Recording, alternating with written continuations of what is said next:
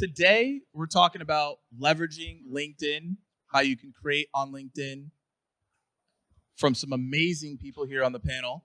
And if you don't know them, we're about to do some intros. And our main focus here is, I know a lot of people may think that LinkedIn's cookie cutter, et cetera. We're going to tell you exactly how to do this, how to get the results from it, and tactically what to do and what we've seen from experience.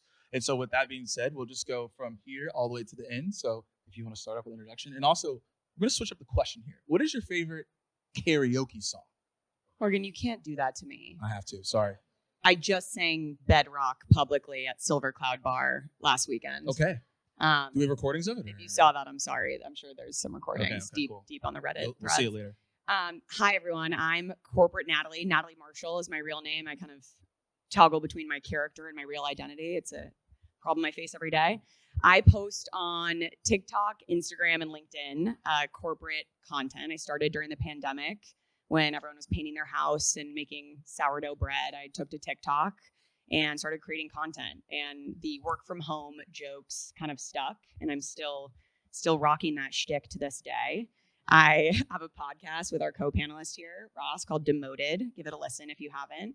And I didn't start posting on LinkedIn until the CEO of the company I was working at the time, Nikesh Arora, I was at Palo Alto Networks, put time on my calendar. And I kind of thought Corporate Natalie was like my secret, my dirty little secret, and no one would ever find out. And he called me in and was like, Natalie, we love what you're doing. We want to move you into marketing. And it gave me that kind of like validation that I needed to post on this scary platform that was tied to my real identity and my real name. So I joined LinkedIn actually last of all the platforms, and I'm excited to learn from my co-panelists today as well. Ross, talk to us. Hi, I'm Ross Pomerantz, otherwise known as Corporate Bro. Most people call me Corp. I have been doing this a long time. 2013, I actually started on Vine. For the old heads out there who remember Vine, I'm on all the platforms, but I started on LinkedIn right when video came out, and a big part of that was I was on LinkedIn every day. I was an enterprise sales guy, so I was looking up all the decision makers to cold call, cold email, and I was like, who uses this platform? Like, just salespeople and recruiters who are also salespeople. And I figured if I put my videos there, that was kind of the easiest, most direct way to my ICP, so to speak, my optimal audience member. It's since kind of expanded the brand and tried to go outside of sales and so forth. But I would say I was one of the earliest adopters of LinkedIn. Sales Nav user, marketing solutions user, and now I'm in the creator program. Also got banned on LinkedIn too before they wanted creators because I was creating things that were different. But now we're good. We're cool. Me and LinkedIn are great. And yeah, it's my most lucrative platform, and I run a lot of my business through LinkedIn. So, what sort of weird stuff were you posting that got you banned? Mild nudity. Mild nudity. Just a little. That's cool on LinkedIn these days. What have you want? Gotta be different. I'm Peter. I am the head of insights at Carta. So, unlike these folks, many of you have many other jobs on this front, but I work for Carta full time, and then like creating on LinkedIn has become sort of a part of the job. So my content is a lot more focused on helping startups figure out what they're doing with fundraising, VCs, headcounts, etc. But I have found LinkedIn to be, I don't have as much experience in the other platforms, but LinkedIn for me has been a pretty amazing experience. I think the value of the platform, because you can tie it to an actual name and a job, is so much higher in some cases than you can get in other places. And my karaoke song of choice is Macy Graves, I Try to Say Goodbye. Night Show. Okay. And as we wrap this all up, quick introduction on me. Morgan, I started creating content on LinkedIn in 2016. So I've been doing it for quite some time. Started off as a sales development rep, talked all about sales, cold calling, cold emailing, all the fun things in the world, and still do that today. Talk about sales, coach sales teams, and still on LinkedIn. So a lot of that we're going to talk about today is like what to do, what not to do. And just to get a pulse of the room, just so we understand the audience, show of hands if you're like a full-time creator as of right now. Okay, cool. And how many of you are like just getting into content creation? Maybe you still have a W-2 or things of that nature, like maybe part-time. Okay. And then how many people like you maybe are a founder or things of that nature and you're like starting to dabble into content creation? You're like, what do I do on LinkedIn? Okay, so call people. So mostly we have full-time creators here, so we'll make sure to contextually go into those things. And the first thing we want to talk about though is the cringe level of LinkedIn. We want to talk about that. So for all of you, anyone can start. Is LinkedIn cringe or is it not cringe? Where are we at with it? Disgustingly cringe. Oh, disgustingly cringe. Okay. Over the top cringe. Yeah. I mean, you just gotta lean in. You do have to lean in, but I think that presents an opportunity, right, to do the authentic content that's true to yourself. I mean, we've got the founders crying because they had to lay some people off.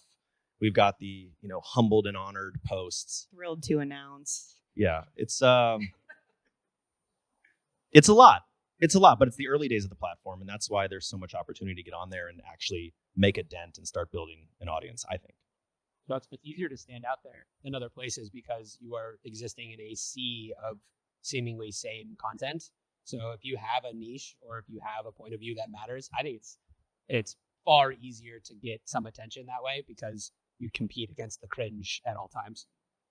So speaking of competing against the cringe, all of you said you pretty much have to lean into it, but do it in a unique way. You've obviously been making fun of LinkedIn. It led to them not liking you, and now they like you. So clearly it worked out. So from that perspective, what do you think LinkedIn is doing right in terms of content in the community as of today that maybe when you first started getting into LinkedIn? Well, what are they doing right today? I think unlike the other platforms, your connections, your followers, they still matter. You can still develop multiple brands on there. On Instagram, I am corporate bro. I am just a, douchey sales guy character. But on LinkedIn, I'm Ross Pomerantz, the guy who runs Corporate Bro. I'm an angel investor. I'm also a creator, right? And you can build legitimacy through LinkedIn that ultimately leads, in my mind, to bigger, better brands working with you. You are a business person if you are a creator, if this is your job, right? And LinkedIn is a great spot to attract partners and to do something different. So, as much as I make fun of it, I think it's just about being self-aware. Like there's cringe in all jobs everywhere. I mean, look at Google employees or LinkedIn employees. Yeah. Or Gong. But that's the reality, right? And I think, finding your voice for mine was sarcasm and trying to make fun of the life that I was living, that I was guilty of, perpetrating. And that's why it worked out. I actually want to follow up because the first time I interviewed you back on my YouTube channel, it was like in 2017, 2018. And a lot of people, when you started sharing advice on sales and stuff, they were like, wait, Ross actually knows sales? Like people were like, I just thought he was funny. So talk about how important it is that you understand the context of business and B2B as you've gone into LinkedIn. Yeah, I mean, again, you're trying to prove that you're multifaceted, that you're not just the character, that you are the business behind the character. I think, honestly, I want to hear Natalie's thoughts on this because she's unbelievably smart and tactful about building her business. But again, it's just like it adds a level of legitimacy that not only attracts more people interested in the content itself, but says, hey, I know what the fuck I'm talking about, right? And that's like speaking to your truth. People say, how do I start? Well, speak about what you know and build out from there. But Nat, I'm sure you can add to that.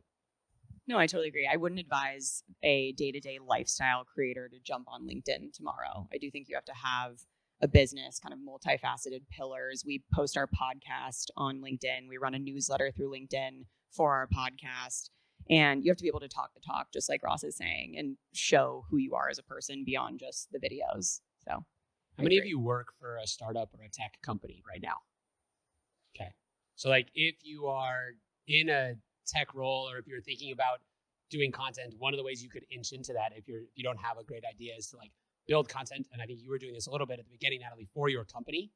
And then you can sort of expand into your own point of view. And you find really rapidly that if you find something authentically yours, people just kind of glom onto it, right? You can attract a really decent and engaged audience with not that many followers, and it actually starts being useful to you at very low levels. I'm talking 2, 3, 5,000 followers. It can still be really helpful to you. And we're in San Francisco. We all talk the talk. We should all be posting on LinkedIn in this room. Walk and talk. We do a walk and talk. Tim was saying, I did a walk and talk earlier. I'm like, so you were just walking and talking? What do you mean? You're just on There's a new walk? tech terms every day, Natalie. It's exciting. I was like, we're doing a muffin and mingle out here. Everyone's enjoying it. Just hanging out. Can you talk a little bit more about, so you're doing, to clarify, a newsletter on LinkedIn, or like you're doing the newsletter within LinkedIn, or just you have a newsletter just in general and you talk about it on LinkedIn? So my actual newsletter for Corporate Natalie is on Beehive. You'll be hearing from Catherine Rundell, who works at Beehive later. And then we run a LinkedIn for Demoted, our podcast, and Ross runs one on LinkedIn if you want to. Yeah, I mean, the natural progression for me was someone who had an audience was everyone gets my newsletter if they've opted in to follow me. I just felt like that was the most accessible way. And when someone follows you on LinkedIn, they also get suggested your newsletter on top of that. So for me, it was a really easy flywheel to build up that audience. I think they did a great job with that. And I think, sorry, No. I can't stop talking. No, go. Go. And I think LinkedIn is a great place because you're able to post all different types of content. On TikTok and Instagram, you have this pressure to post a video. If you're not posting reels or video content, you're nothing. And video content performs 40% better than other posts on LinkedIn. That's true. But you can also post an infographic. You can post a tweet style post of a one-liner that's a relatable moment. You can hold up a whiteboard that says "do better" and get 6,000 likes on the post. Like I those can't, rip for no why reason. do those rip? I have no idea why I they don't rip. know. Yeah. People They're love them. informative, team. They're like, now I will do better. It's like Is really that pushing me to what do you're my doing best. next, Peter? Are you heading into the white? I feel like Most just like whiteboards that say random inspirational just phrases. data and Like, whiteboards. Is catch I the see. day.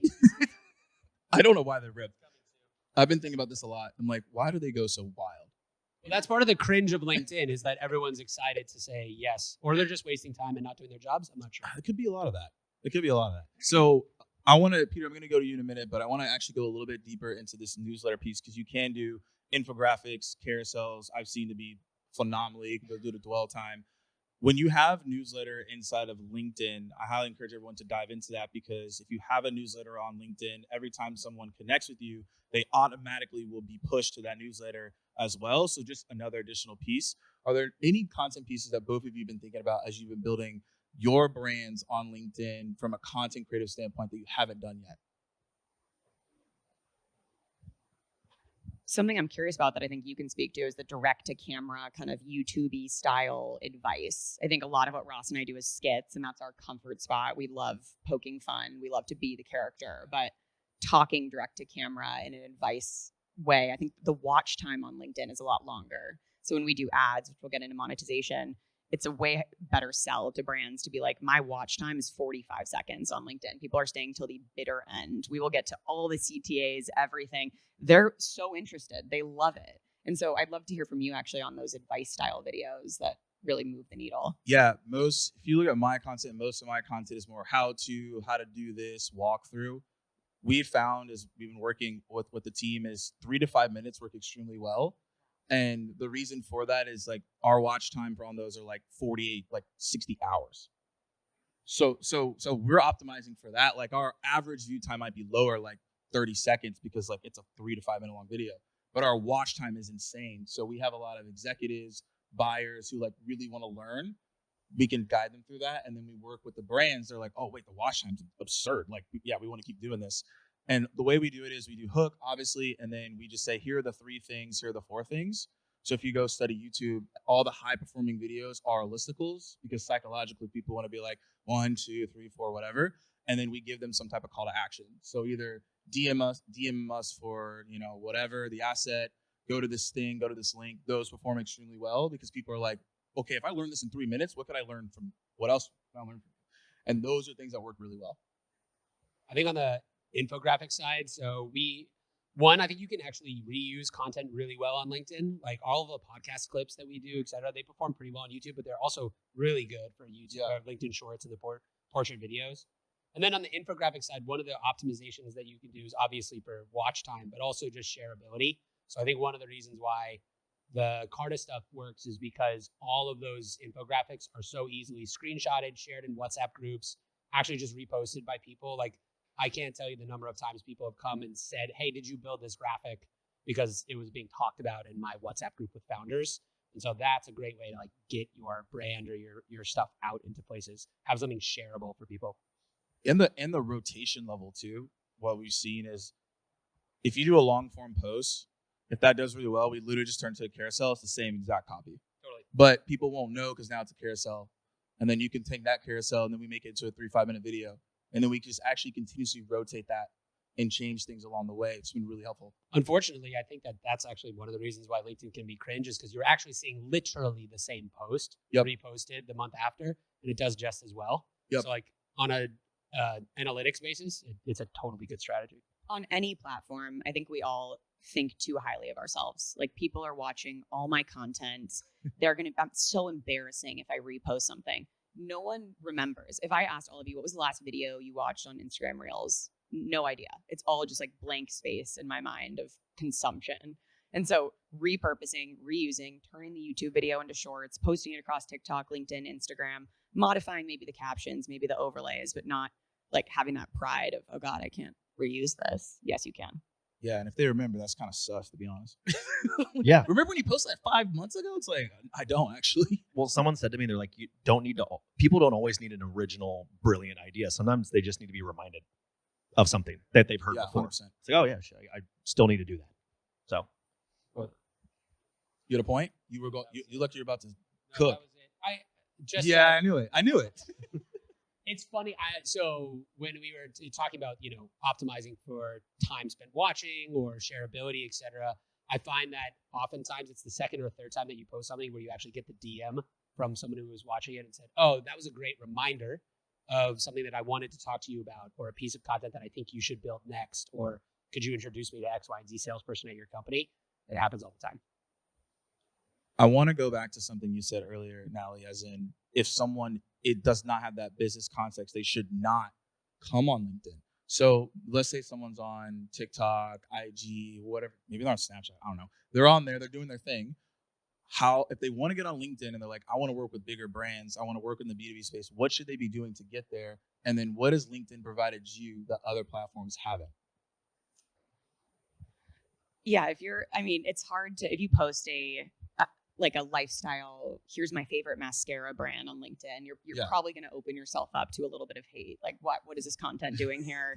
The police will come for you. They'll come to your house, they'll break down your door. Yeah, it's a whole thing. But Ross will mock it. Like, you don't want to open yourself up to that. That might give you some reach. I don't know. Yeah.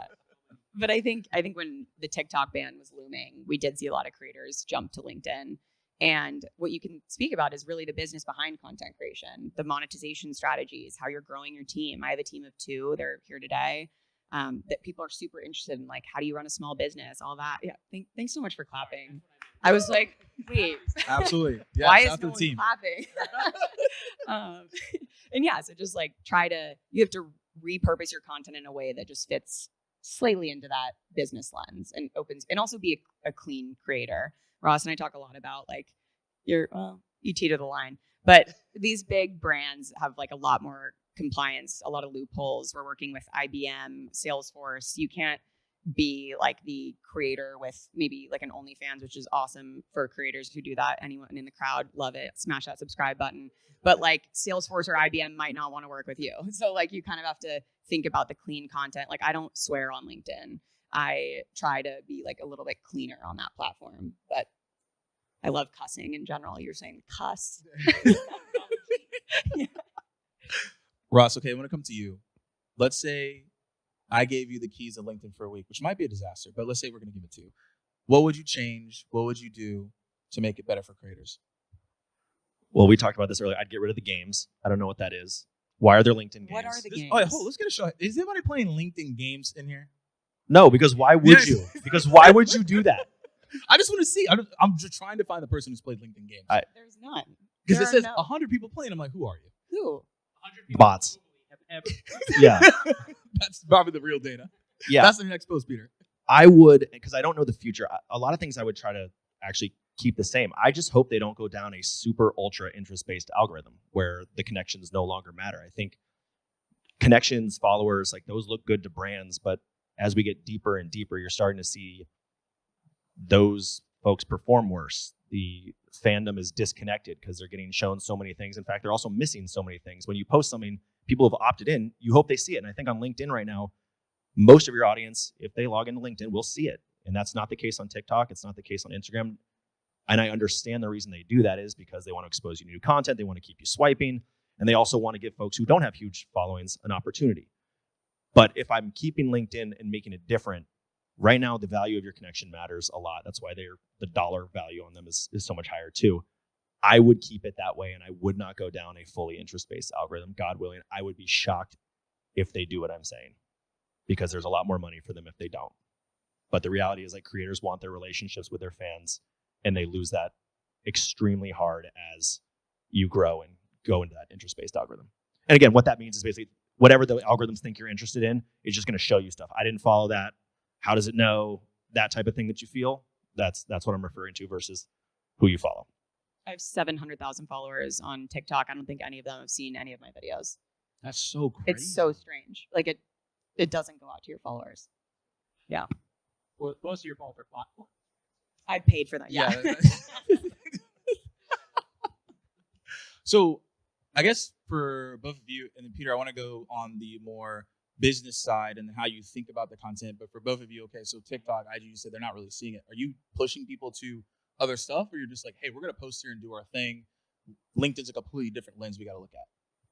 Yeah, I think it's just a different audience. So there's these B2B partnerships Yep. that exist on LinkedIn where I can promote an event, I can speak about the product or service, and I can attend an event and speak there. It's like this full all-encompassing package that we offer when we partner on LinkedIn. Yeah. And 53% of US users on LinkedIn make over $100,000. So these are decision makers. These are people. I mean, in San Francisco, that's below the poverty line. Of course, we know that. But these are the decision makers who are like able to buy the product or service. And one conversion on LinkedIn is worth 20,000 on TikTok for said mascara that I'm pushing there. Yeah. So it's just, you have to look at it through that lens and see that, like, oh, it got 100 likes. That's success. And success looks different. I'd love to hear from you on metrics side of it.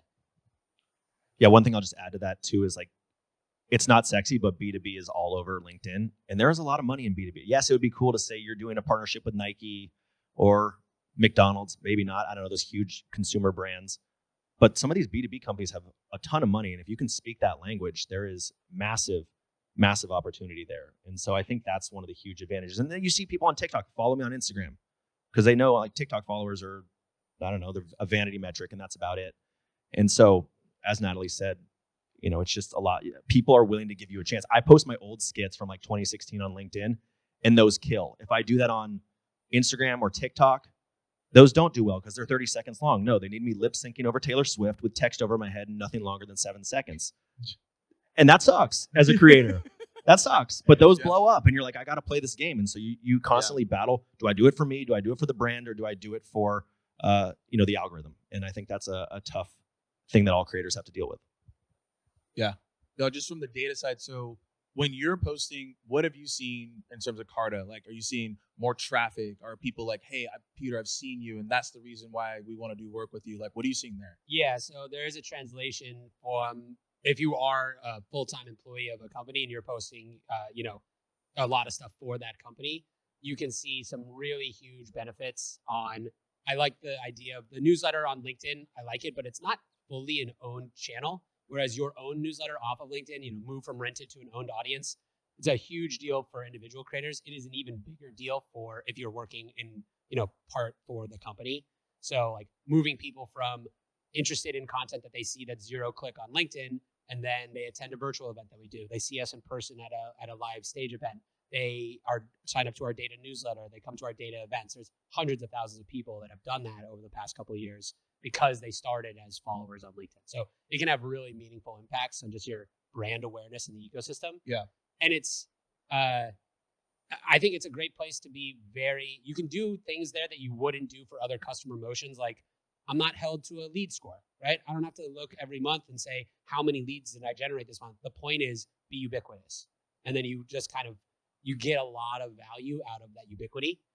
So I think it's very customer aligned in that way. Can you talk about what success looks like? I know it's different by post and what you're doing, but as a creator, we're like, if I don't get 20,000 likes on Instagram, I'm self-conscious. Like, is 20,000 that's the minimum? That's the bar. That's a fail. Yeah, that's a fail. And that just, I've never even hit that on LinkedIn. Nowhere close. I don't even know if that's possible. You're not posting the whiteboard content. Yeah, you're not doing that's that. the problem. Do better. Cringe. Yeah. The Muffins and Mingle has 20,000 likes all over it. I think that, when you talk about the actual the stats that matter on LinkedIn, like, one, impressions are getting increasingly divorced, unfortunately. I think this is your point, from reactions. So like it used to be, you could be pretty sure, hey, I got this many interactions in the first hour of this post. This is going to do really well. That connection between reactions and actual people who see it is getting more and more tenuous, which is a shame. So the thing that I'm optimizing for is inbound DMs. So like comments, all that kind of stuff is fantastic. I know a piece of content really works when I get a ton of people in my DM saying, hey, that was good, that was bad, I disagree, can you show me more, whatever. Like that is actually the metric that I'm most optimizing for these days. Like what is good? I don't know. It really depends. You're not going to get to 20,000 likes on LinkedIn unless you're posting like Gary V told me in the hallway whiteboard. It's kind of lame and no one cares. Yeah. To follow up on that, some people in here are not full-time. So how are you creating the content while still doing your job? Well, that assumes that I do anything else. Well, okay. That I sleep or whatever. I mean, I think that it's the, like stepping back, I think it's one of the biggest things that you could do if you're thinking about being a creator is you have two goals. You have an audience goal, so optimize for your audience, and then you have a creation goal. How quickly can we create content? So from the very beginning when I joined Carta, one of the things that I'm tracking for my team is the cycle time of how long it takes us to create something useful. And that should go down over time, so then you have way more chances, way more at-bats. And that metric has been, it used to be like we would take 50 to an hour to create one of those graphics. Now we can do it in 10 minutes. Probably at the end of this year with some AI tooling and stuff, we'll be able to do it in 5. And when you can do that, then you can just play around so much more. And the fodder for the content becomes a lot easier. I know that's much harder if you're making real videos and stuff. There's so much time that goes into content creation. Yeah, I was carrying a quota for 7 years while I made content on the side. And, we have this, in the new age now, all the kids grow up, they're like, I want to be an influencer. Like, I want to be a YouTuber. And to me, it's problematic, not because they want to create, but because I would rather them say, I'm really passionate about baseball, so I want to create content about baseball. I'm passionate about music and I want to do music. It's just like the all-encompassing, I want to be an influencer. Like, it's really hard and it's a huge grind. And for me, it was nights and weekends, but I didn't, like, this sounds lame. I didn't do it because I thought it was going to be anything. I did it, because my job was really hard and it sucked. And it was the best way to deal with the pain was to make fun of it. And I just liked making stuff and then seeing people kind of react to, like, my friends on my team, And so that's why I was able to keep going. Like, Natalie was better business minded than me, made money a lot faster than I did. But part of it was just like, I didn't really want to because that made it not fun. And so I don't think you should create because you feel like you have to. I think you should find something that you're passionate about and therefore make content about it. Otherwise, you will burn out. It will be a grind. It will be goddamn miserable. And you'll still question why you do it, years later, even though it's your full-time thing. Dark. I'm going through some stuff right now. Men will become influencers before they go to therapy, I guess, is what we've heard. Follow Corporate Bro. Please follow. Smash that subscribe. I think this really interesting kind of character on LinkedIn that works really well are these influencers at companies through like employee generated content. You can be an influencer at I would argue, Peter, you're an influencer at Carta. Like, it's very cool to be able to speak about what you do at your company. You do it 40 plus hours a week. Why not post about it? That's how I started as Corporate Natalie. I was living this life and I made this content. And similarly, it was just like so easy to talk about. It poured out of me. And if you're forcing that, if you set up the ring light and you go to talk and you're completely frozen, maybe video content isn't for you, or maybe you're doing the wrong topic. So totally agree there. It also helps if you actually care about the things that you're posting to get through what is going to be an inevitable trough of disappointment at the beginning. Like, there was a 5-6 month period where we were creating stuff and I was like, I think this is great and nobody cares. The only reason we kept posting is because, like, well, I kind of want to do it anyways, right? Because it's like fun and interesting to me. So I'm going to keep doing that. And then you gain your audience and it gets exciting. But it's really tough to work through the consistency that you need if you actively dislike what you're doing. Yeah, we talked about Gary Vee, and I remember in like 2016, I was at a conference. I got a chance to talk to him for like 2 minutes. And his best piece of advice was document, don't create. And that's exactly what all of us have done to a degree. Like, when I was a sales development rep, I just documented what was going on. I was like, yo, this sucked, but like, here's ways to be better. You did it in your role about remote work. Like, you did it, obviously, when you're in your role, Peter, like, you're going through the data. I feel like that's the best way to do it, because if you're trying to look at a trend and then be like, oh, this is what I'm going to talk about because it's good. Well, you might not be excited, and the audience will know. That's a really big thing. The audience will know, like, this is not it. I'm not vibing with this because you're not. And it's like incredibly important thing for everybody who's creating content. You just hit on something that's really interesting, which is all three of you, it seems like, not in all of your content, but there is an aspect of it where it's like poking fun at the day-to-day. And like, this is what we're all living through, but we just kind of don't talk about it on LinkedIn because we're thrilled and honored all the time. There is something great, and I do this too. I don't do it as like in a comedic style, but I'll be like, hey, startups, this sucks right now. Like, don't look at the headlines in TechCrunch raising massive AI rounds. Like, this is really freaking hard for you right now. There's something just about being honest, even if that honesty is tinged with this isn't the most fun. That tends to play on LinkedIn, I think, better than other places because it is more rare. I think it's too much rainbows and sunshine, and people are like, well, yeah, that's not really how it is. Not even gonna go, or maybe not.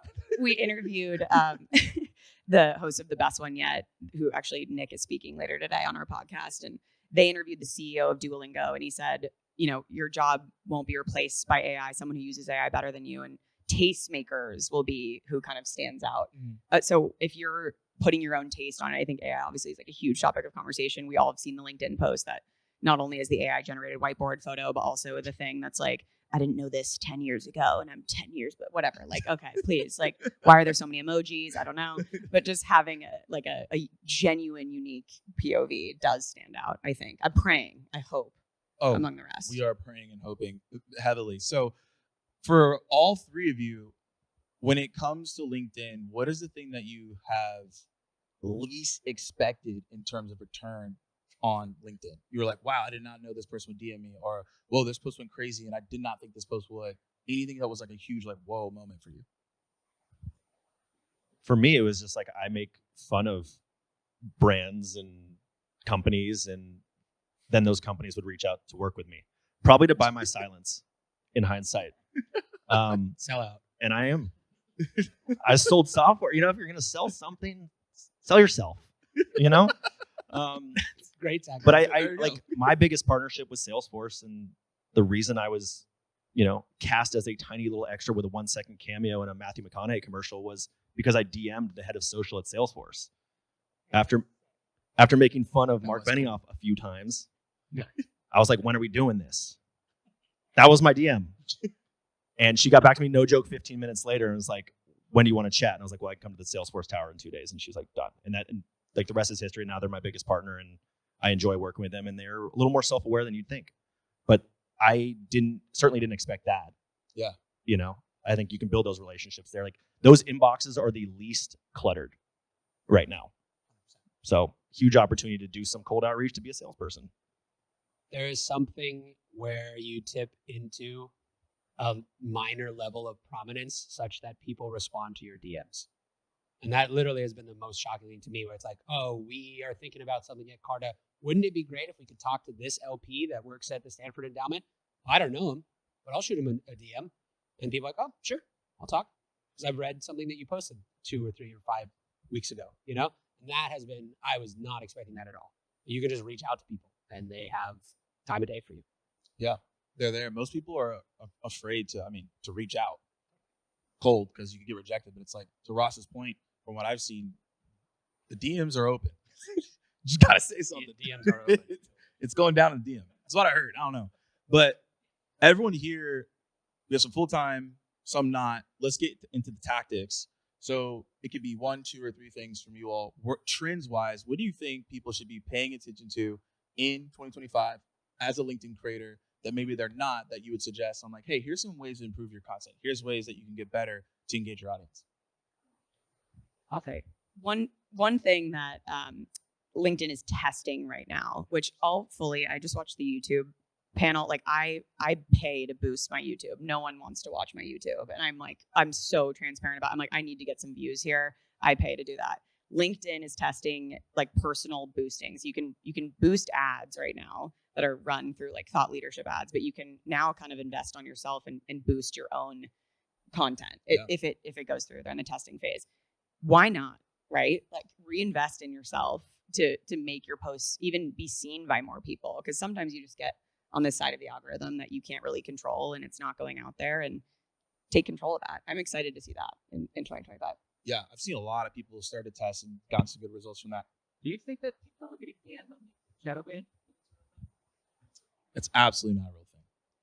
You only can get, there have been only, since 2016, I've been on the platform and seen all the top creators. There's only been like 1 or 2 people, and it's because they were outrageous. Like, you got to be like, being shadow banned, you have to do something so outrageous that the platform's like, we have to get rid of you. I also just think going from 0 followers, Well done. You were important enough. going from 0 is hard though, right? Like, Yeah, 100%. people won't be seeing that content. Oh no. So like, 0 you to have to 6 get is to hard. something. Yeah, Yeah. it's helpful. But no, I think shadow ban is just your content's bad. Yeah. I think it's. Yeah, I mean, I think if you're just starting out, the way I imagine is like build 3 pillars of your content. It could be like informational, comedic, like opinion. And you're just going to run that.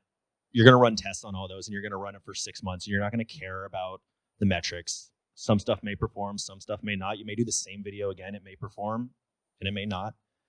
And it's sort of just sticking to those guns, right? You're building a brand in the way, I'm a visual guy. I like to think every brand is a circle, right? And every time you do something outrageous, you add a bump to it. People are like, what the hell was that? That was weird. Second time you do it, they're like, oh yeah, I saw him do that other time. And then the third time they're like, oh yeah, he does that. Right? So like, don't get discouraged when you try the new things. Try it multiple times because you're conditioning your audience to get used to it. So find your pillars, rip out a bunch of informational stuff, do your opinion, do your rant, and then, pick another one. Educational, doesn't matter. And have 3, like Ross is saying. You don't have to be Corporate Natalie and I talk only about corporate. Like when I started on TikTok, I was doing a bunch of different videos, and you won't know what your niche is until you test, like Ross is saying. I recently threw a Pope costume on and did a video. That was a risk I took. You're going to reuse the Pope content? You think that's going to come up again? That'll be reposted, yeah. It'll still be whenever relevant. there's a new Pope. Yeah, when there's a new Pope. For the week. I'd say focus on your hooks first and foremost, and like try a bunch of different hooks on stuff, and then just be consistent. Like that's the most easy advice, but it's so silly how many people start this. I've seen this at companies where companies are making an investment into content motions that they invest into for 4 months, and when it doesn't work, they're like, "Well, that was silly. What a waste of money." They were a month or 2 away from it working. Just not enough consistency. So actually, I want to go back to your point, shadow ban. So if someone's like, I think I'm shadow banned, they hate me. I'm not getting any reach. Content at the end of the day is just not relevant, or it's not hitting the right people.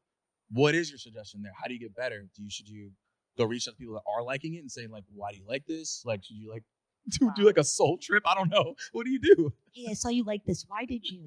Like, what do you do? Are you sure? I would not really survey the people liking your content. Yeah. That's terrifying. But just try new things. Maybe open up a 4th pillar. I mean, it's so much easier said than done. Yeah. More content is more. It's so just posting more videos and making more videos. That's the hard part. And that the people will come if you're just creating, I think.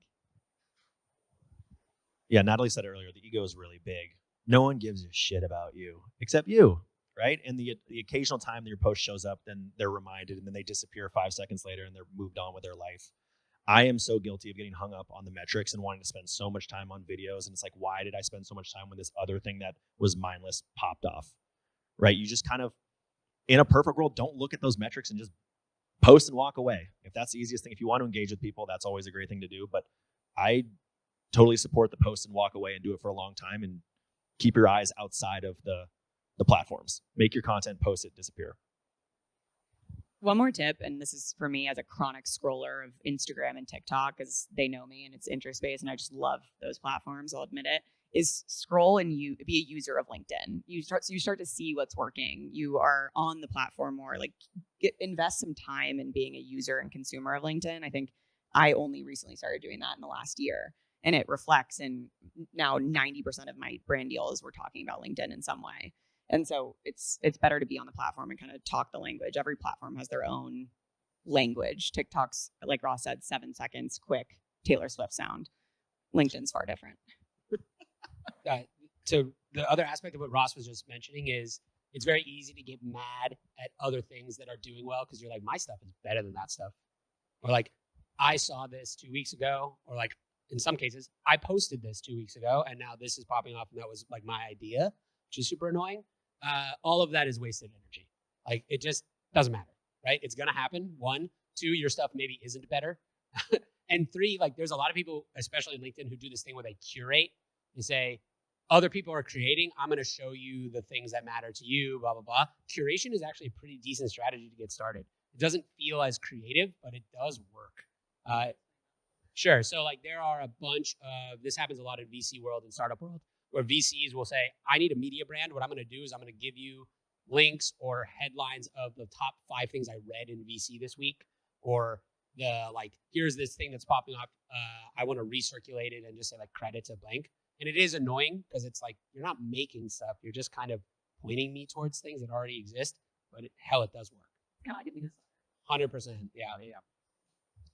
Yeah, tactically, I want to go on the point of just like using LinkedIn as a user, and not just like I'm just mindlessly just scrolling. Like for all of you, if you probably have certain people that are in your industry or your field that may be ahead of you or have more engagement, I'd encourage you to go look at their posts that are the most successful. You can use a tool called Clio. Yeah, Clio.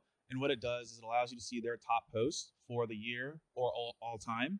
And I would go and copy their top 25 posts and copy the hook and put it inside of a document, and then really analyze like, what was the reason that this is important? Now, you obviously could throw that into AI and it literally will tell you the psychographics, emotionally, why do they respond, all that different stuff. You could literally do it if you want to, but I would actually just encourage you to not do that and just look at the 25 hooks and be like, why did these work?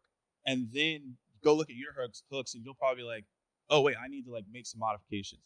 I did that probably a couple months ago and it just really helped. No free ads, man. Clio, shout out. No, yeah, not affiliated at all.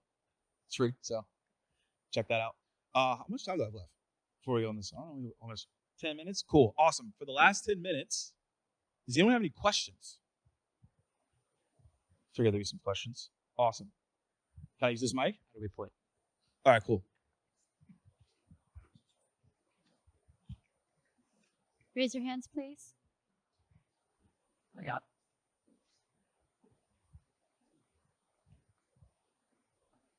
Hi, I'm Sarah. I have a question about like what I noticed is I have lots of followers on Instagram. I mean, I think it's not a lot. I mean, 3,000. I don't think that's a lot, but I keep noticing that when I try to scroll through LinkedIn, I rarely see anything that's from the people that I'm connected to, but actually like my first layer of followers, the people that actually bothered to follow me back and I follow them. And I was kind of wondering, is there a way to like make it so that, like the people that you are trying to connect with can actually see your content and I can see theirs? Because I think that, it just feels like as I scroll through, it's like I hardly ever see, I'll see something from somebody that's third or fourth or first or second. And then I keep thinking, I wish there was a way to like after you meet somebody in real life, because it's really, LinkedIn's great for like connection in real life, but then how do you make it so that people get to see and can support each other like in real time when you go to scroll and you try to find things, or you're, Yep. I'm kind of curious about that. There's one way, and it's to hit that bell icon on somebody's profile so that you will actually get a notification when they post, or have them do the same for you. That gets super crowded super quickly, because if you do that for a lot of people, then you just get a ton of notifications and it kind of ruins the experience. Yeah. But this is, I think what Ross was saying earlier, is increasingly the feed is divorced from your connections, which is pretty annoying. Yeah, I also think like the reality is most people aren't creating. Like a lot of the people that you meet in real life are not creating on LinkedIn. I would say 99.8, maybe 9 are not creating on LinkedIn. And so there's no content for you to consume. The best way to do it, start participating in the comments of other creators who are consistently putting out videos, because those people in that comment section are on LinkedIn. There's so many people that are not on LinkedIn yet, like just period. And so I think the more you participate on in the comment section, the more you're in like have an opinion, people are going to start finding you. Those people are going to start coming in. Then you're going to start creating that relationship.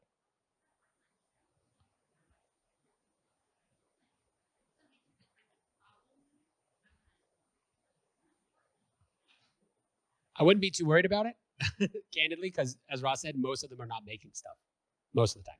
Yeah. Yeah, most people are the consumers. They're lurkers, which is great. We love a lurker. But yeah, as you say, if those people are creating, just hit that bell icon, at least for now, and just start there and start getting those conversations.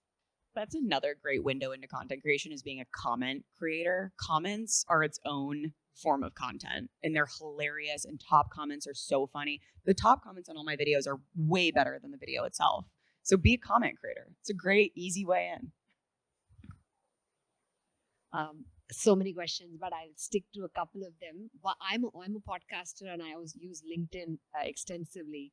I reached about 17,000 followers now, and that's been my biggest source of like getting more people. Now, one question I have is, when do I start reaching sponsors, right? Like at what tipping point? Because looks like LinkedIn is a lucrative platform for sponsorship. I haven't done that yet, so I'd love to get your thoughts. I from a B2B perspective, from at least what I've seen in working with certain brands, it's more about the credibility of the content, sometimes even more than the engagement. So they're looking at like, what type of people are you reaching? So to Ross's point, I have an audience of like 170,000. Now, the thing is, 170,000, 80% of those 170,000 people are senior account executives or sales leaders. The senior account executive OTE is like $200,000 OTE. So the weight and the worth of my audience is heavily weighted a lot more to a certain brand, and they'll be willing to pay that, right? So when you looking at the sponsors, it's more so, what is the audience you're creating? So I'd focus more not on the followers. I know as we say this, but not on the followers, but like, what is the level of credibility and domain expertise that you're bringing, and then attaching that to the brands that you would work with. But I'm curious on their thoughts. Finding your niche, do cold outreach. We're mentioning like the DMs are open for the brand accounts as well.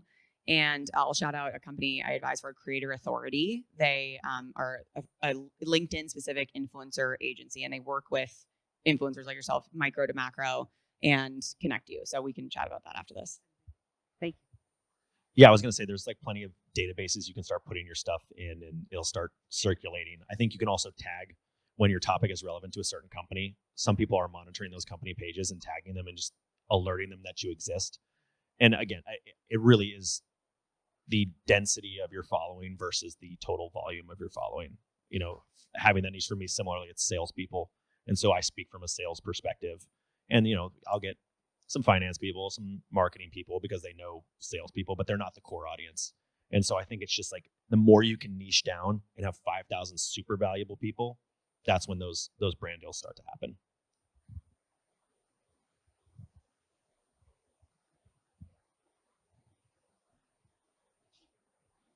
I have a question about. It's going to be tough. Shout it out. Oh.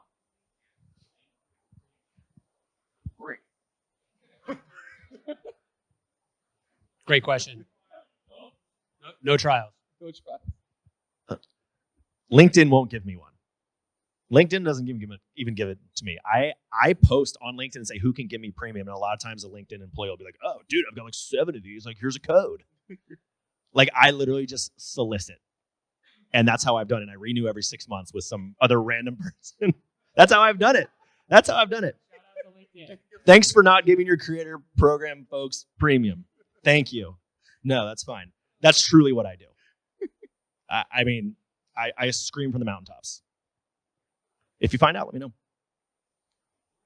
Yeah, no. Hi there.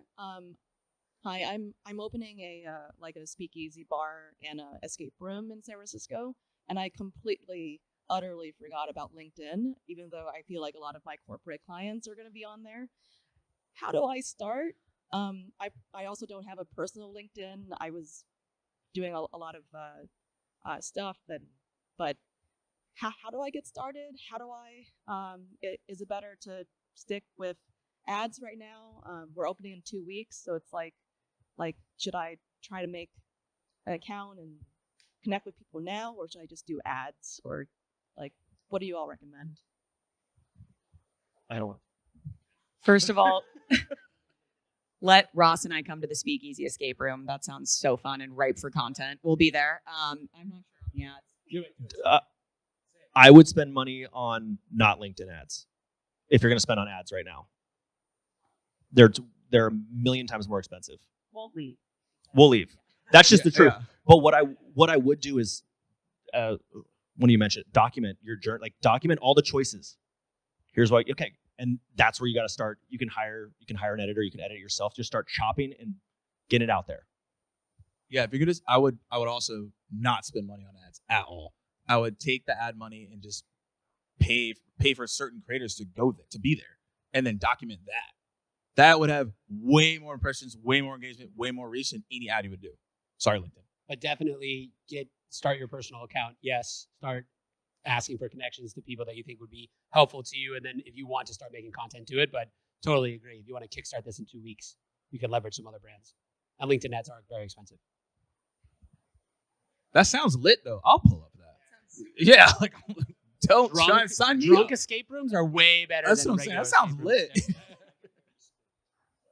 lit. Rosh is a bit of a scaredy cat. Yeah. They're not going to just keep you there forever. You know, it's We have not time like for one more question. yeah. Thank you. So a question for y'all, maybe not LinkedIn specific, but is it bad to be purely educational in your content, or is it optimal to have both entertainment and educational? If you can do both, do both.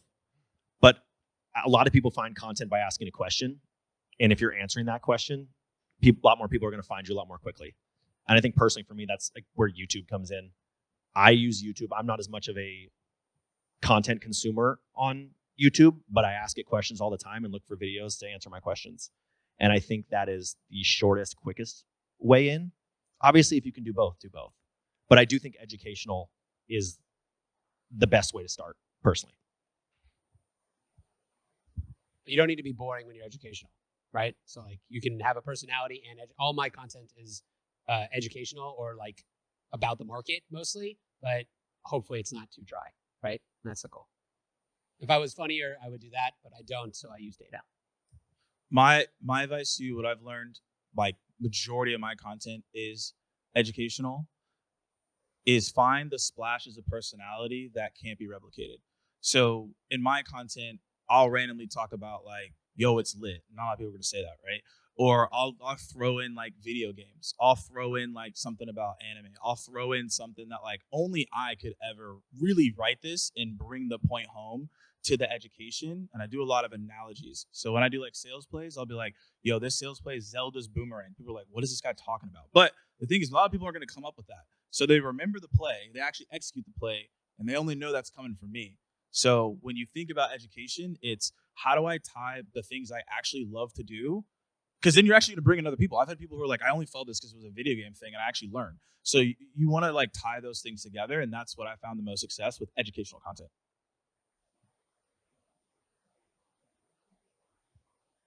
Good. All right, awesome. We're good, everybody. We appreciate the questions. And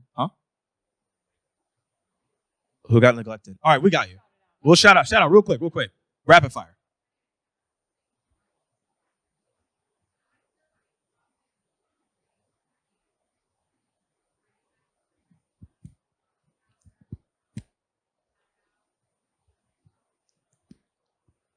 Mine is super easy. I had a block for 2 years from 8 to 8:45 that said make something, and I would make something every morning. And a lot of it was bad. I have an Apple Notes. It's just called like Morgan's Real Takes, Soul Takes, and it's literally just my like voice note ramblings of everything, and then I just like synthesize that when I make a post. Yeah, it cleans it up from there. Yeah. Similar to Morgan, I think like when you're a content creator, your antenna has to be on at all times. So I've got the notepad, I got the Google Docs. I start with a caption that's third person. It's like, Corporate Bro has a bad day. Corporate Bro has a rough call. Corporate Bro burns himself with coffee. And then I'm like, what's the game? And I build the sketch around that, right? And no, that's like, That's what you got to do. That's what you do. It's like, because I'm the character, but like I want to be able to watch it and feel like I'm watching something that isn't me. And that's how I do it. I mean, I do schedule things out and try to look ahead. What are trends? What is relevant? Halloween's coming up. What's my Halloween sketch? Valentine's Day is coming up. What's that? Relevancy is huge for these algorithms naturally. So like, if the more you can be ahead, great. But also don't plague yourself with needing to post every day. Like I started for 5 years was once a week. And then, again, more is more, unfortunately, in this new age. But in terms of content calendars and systems and wow. No, I film 2 days a week. Just as important as being on is being off. You will lose that creative edge. I also think as women, like I don't want to be like all ready to go every single day. I need some days where I'm just like hunched over like a shrimp doing email and admin. So specifying the film times has been a lifesaver to me. I am always a month ahead of my content calendar. So I film like 10 videos 2 days a week.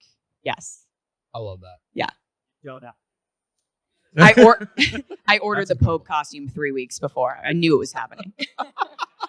What? Ahead of the curve. Teenage Chappelle. Well, we appreciate all y'all. Thank you so much for the questions. Shout out to the panelists for amazing information. Appreciate y'all. Thank you.